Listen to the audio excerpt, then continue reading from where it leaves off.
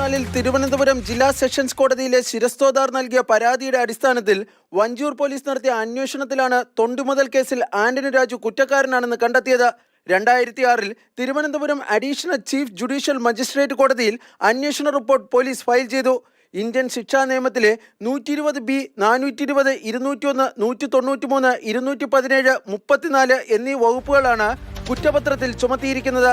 2006 police file ചെയ്ത കുറ്റപത്രം കഴിഞ്ഞ 16 വർഷമായി വിചാരണ കോടതിയിൽ കെട്ടിക്കിടക്കുകയായിരുന്നു. സുപ്രീം കോടതിയുടെ ഇന്നത്തെ ഈ വിധിയോടെ കുറ്റപത്രത്തിന് വീണ്ടും ജീവൻ വച്ചിരിക്കുകയാണ്.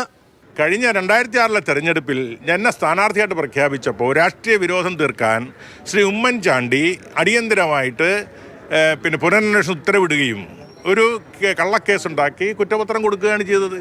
എന്നാൽ കേസിലെ വിചാരണ ഫലപ്രദമായി പൂർത്തിയാക്കുക എളുപ്പമല്ലെന്നാണ് നിയമവിദഗ്ധർ ചൂണ്ടിക്കാട്ടുന്നത്. പല സാക്ഷികളും ഇന്ന് ജീവിച്ചിരിപ്പില്ല.